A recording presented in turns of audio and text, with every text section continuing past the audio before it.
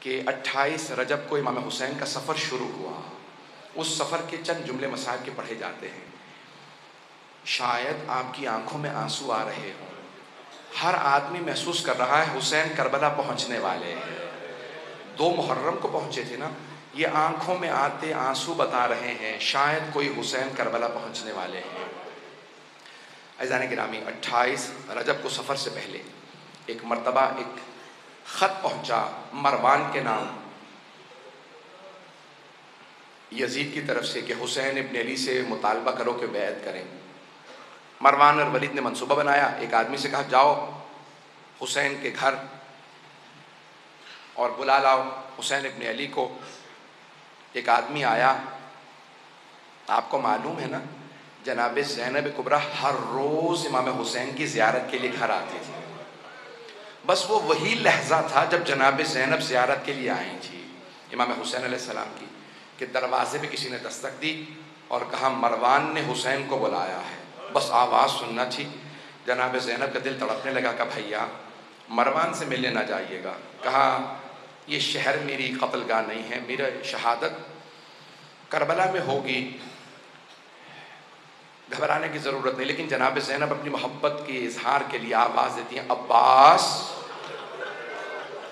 علی اکبر، اون و محمد، قاسم و عبداللہ، جعفر جو آپ کے بھائی ہیں، عبداللہ. اپنے تمام بھائیوں کو، بیٹوں، بھتیجوں کو جناب زینب نے آواز دی. 18 جوانان بنی ہاشم کو بلایا. کہا کہ اے میرے شیرو، میرے بھائی کے ساتھ جانا، مروان نے بلایا ہے. اور پھر ایک مرتبہ جناب عباس کو دیکھا جو بڑے قداور تھے. کہا عباس میرے بھائی کو آنچ نہ ہے. جناب عباس نے کہا بی بی میرا آپ سے وعدہ ہے جب تک میری جان میں جان ہے میں مولا حسین پہ کوئی آنچ نہیں آنے دوں گا. چلے جناب سید الشہداء کتنے جوان ہیں؟ 18 جوانان بنی ہاشم ساتھ. کیا کیا؟ سب نے تلواریں حمائل کر لی اور ایک مرتبہ چلے. جب پہنچے دارالامارہ یا گورنر کے گھر پہ پہنچے تو ایک مرتبہ لوگ جو سپاہی کھڑے تھے انہوں نے سب کو روکا. کہا آپ لوگ نہیں جا سکتے، صرف حسین جا سکتے ہیں. تو جناب عباس نے اسے کچھ نہیں کہا. جناب سید الشہداء کی طرف دیکھا. مولا اجازت ہے میں آ جاؤں؟ مولا حسین نے کہا نہیں عباس یہیں رک جائیے. اے میرے شیر اگر میری آواز بلند ہو تو آ جائیے گا. جناب سید الشہداء اندر تشریف لے گئے. مروان نے کہا کہ شام سے بری خبر آئی ہے، مسلمانوں کے خلیفہ معاویہ مر گئے ہیں اور نیا خلیفہ یزید ہے. نئے خلیفہ نے آپ سے بیعت کا مطالبہ کیا، بیعت کیجیے. سید الشہداء نے کہا میں بیعت نہیں کروں گا. تو کہا کہ آپ کو بیعت کرنا ہوگی. مولا نے کہا اگر یہ کوئی اچھی بات ہے تو دروازے بند کر کے کیوں پوچھ رہا ہے؟ کل مسجد نبوی میں سارے مجمع کے سامنے سوال کرنا، میں وہیں جواب دوں گا. ایک مرتبہ ولید نے ہاتھ سے اشارہ کیا کہ یہیں گردن اتار لو، حسین اکیلے. ایک مرتبہ سید الشہداء کو جلال آیا. کہا یبن الزرقاء، اور نیلگوں نین رکھنے والی عورت کے بیٹے. اس کی ماں بدکارہ تھی. امام نے اس کی ماں کا نام لے کے کہا انت تقتلنی ام ہوا، تو میرا قتل کرے گا یا یہ میرا قتل کرے گا؟ جب بلند آواز سے بولے نا جناب عباس کے کانوں میں آواز آئی کہ مولا جلال میں. دروازے کو دھکیلا، دیکھا دروازہ بند. آپ جانتے ہیں نا گورنروں کے ہاؤس کے بڑے بڑے دروازے ہوتے ہیں. دروازہ بڑا تھا، بند تھا. جناب عباس نے کہا علی اکبر ذرا پیچھے ہٹنا. اپنا بازو دروازے پہ مارا، دروازہ گرا دیا. دروازہ گرا کے فوراً تیزی سے اندر بڑھے، تلوار کھینچی. کہا مولا کیا حکم ہے، کس کا سر قلم کر دوں؟ مولا حسین نے سینے پہ ہاتھ رکھا. کہا عباس یہ نانا کا شہر مدینہ ہے، میں نہیں چاہتا یہاں خون بہے، تلوار واپس رکھ لیجیے. جناب عباس نے تلوار رکھی، دونوں کو دیکھا، مروان و ولید کو دیکھا. کہا اگر میرے آقا مجھے حکم دیتے میں تم دونوں کو جان سے مار دیتا، لیکن میرے مولا نے اجازت نہیں دی. میں ایک مرتبہ ہاتھ جوڑ کے کہوں گا مولا عباس. ابھی مولا حسین کی آواز کچھ بلند ہوئی تھی، آپ نے دروازہ گرا دیا. مولا جب عشر عاشور حسین چیخ چیخ کے کہیں گے حل من ناصر ینصرنا.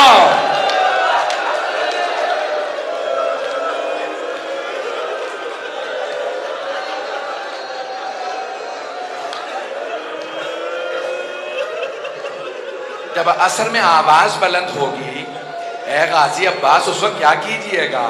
بعض مورخین نے بعض مقتل نویسوں نے یہ جملہ لکھا ہے جب امام حسین نے کہا نا حل من ناصر ینصرنا تو فرات کے کنارے ایک لاشا تڑپنے لگا. اجرکم اللہ اجرکم اللہ. بس بھائی میں بھی پڑھوں گا. ایک مرتبہ جناب سید الشہداء واپس آئے. گھر میں واپس آنے کے بعد ایک مرتبہ ایک فہرست بنائی. کہا عباس میں نے فہرست میں نام لکھ دیے کون کون ساتھ جائے گا. عباس سب مردوں کو بتا دو کون کون ساتھ جائے گا، مستورات کو میں بتاؤں گا. جناب عباس علیہ السلام نے فہرست پڑھنا شروع کی، نام بتانا شروع کی. کہا علی اکبر آپ کا نام بھی ہے، قاسم آپ کا نام بھی ہے، کہا جعفر آپ کا نام بھی. اپنے بھائی سے کہا عبداللہ آپ کا نام بھی ہے. پھر کہا اون و محمد تم دونوں کے نام بھی ہیں. سب کو بتاتے رہے. اب ایک مرتبہ ایک چھوٹے بچے کا نام آیا. وہ بچہ کسی بی بی کے ہاتھ میں تھا. علماء نام بتاتے ہیں فاطمہ صغریٰ. آپ جانتے ہیں بچوں کو بتایا نہیں جا سکتا کہ آپ کا نام بھی ہے. تو جانتے جناب عباس نے کیا کیا؟ آئے جناب فاطمہ صغریٰ کے پاس کا بی بی اس بچے کا نام بھی ہے، اس بچے کا نام بھی ہے، یہ بھی کربلا ساتھ جائے گا. اجرکم اللہ. بعض علماء نے یہ بھی لکھا ہے نا کہ بی بی بیمار تھی فاطمہ علیلہ. اکثر عرب کے جو مقتل نبی سے وہ کہتے ہیں کہ جناب فاطمہ صغریٰ وہ جو بیمار بچی تھی تو انہوں نے جناب سید الشہداء سے کہا بابا آپ مجھے ساتھ نہیں لے جا رہے، بابا علی اصغر کو میرے پاس چھوڑ جائیے، میں اسے کھلاتی رہوں گی، میرا دل بہلا رہے گا، جب بھی مجھے آپ یاد آیا کریں گے بابا میں علی اصغر کو دیکھ لیا کروں گی، میں علی اصغر کو کھلاؤں گی. اب جناب سید الشہداء نے جناب فاطمہ صغریٰ سے کچھ نہیں کہا، جناب علی اصغر کو آغوش میں لیا، کان میں کچھ کہا، نہ جانے کیا کہا. جناب علی اصغر مولا کی آغوش میں آ گئے، کسی کے پاس نہیں جا رہے تھے، مولا کے پاس آ گئے. میرا دل کہتا ہے مولا حسین نے کہا ہوگا علی اصغر اگر آپ کربلا نہیں جائیں گے تو حرملہ کا تیر کون کھائے گا؟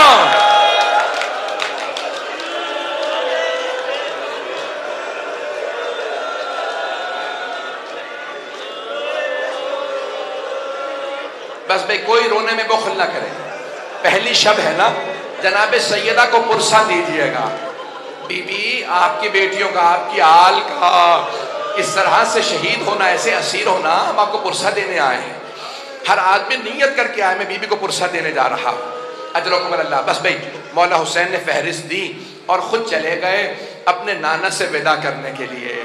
جانتے کیسے ودا کیا؟ الوقائع والحوادث میں مرحوم محمد تقی ملبوبی نے لکھا ہے کہ ایک مرتبہ جب آئے نا روضہ رسول پہ، جناب ام سلمہ موجود تھی، گھر میں روضہ رسول ہے. کہا جناب ام سلمہ نے کہا بیٹا یہ کیا حالت بنا رکھی ہے؟ کہا نانی اماں نانا کی امت مجھے رہنے نہیں دے رہی مدینے میں.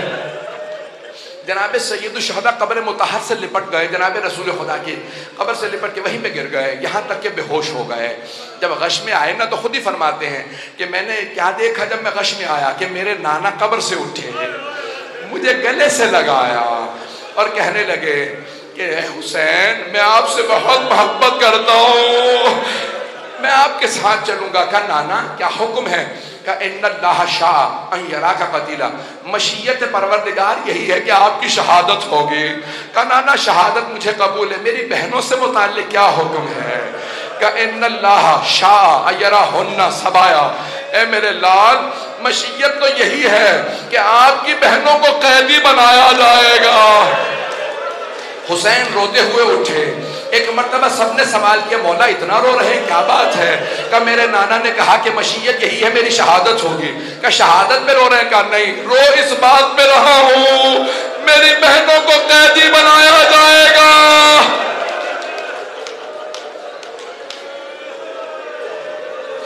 میری بہنوں کو قیدی بنایا جائے گا، اجرکم اللہ۔ بس بھئی جناب سید الشہداء ایک مرتبہ گئے، کہاں؟ اپنی ماں جناب سیدہ کی قبر پہ گئے۔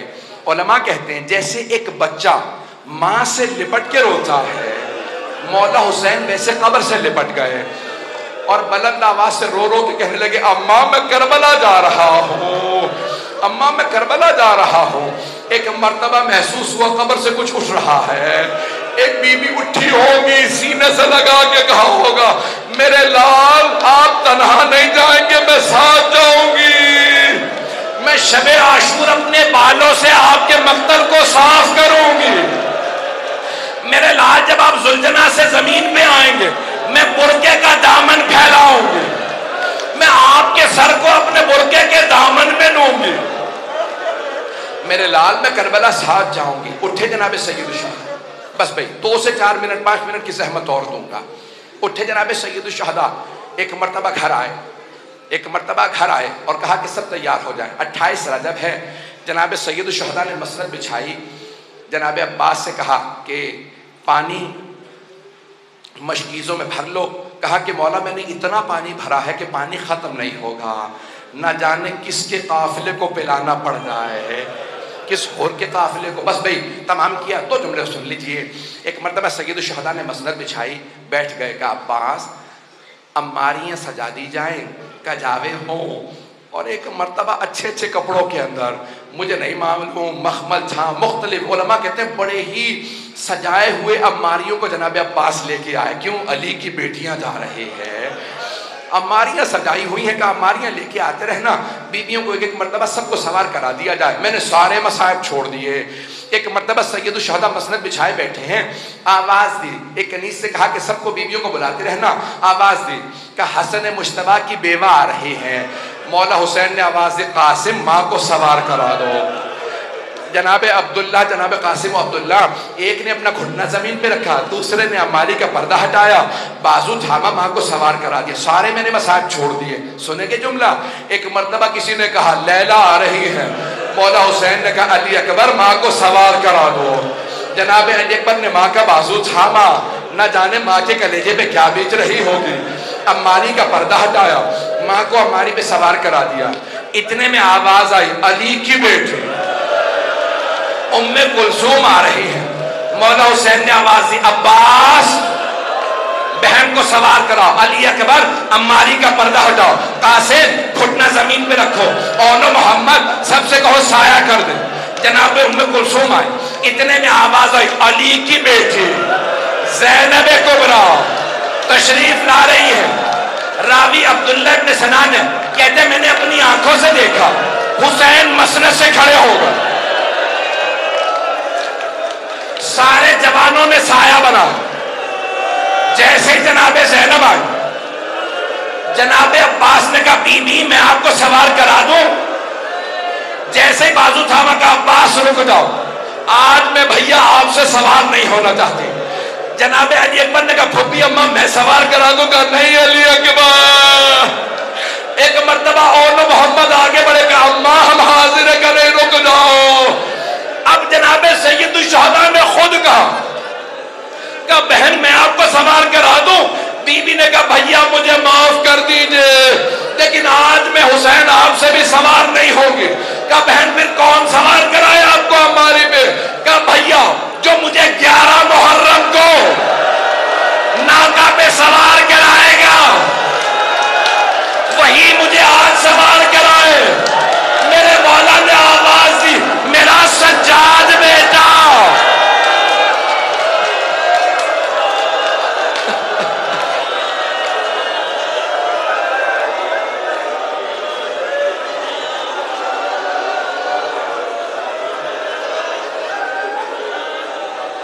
الا لعنت اللہ علی القوم الظالمین۔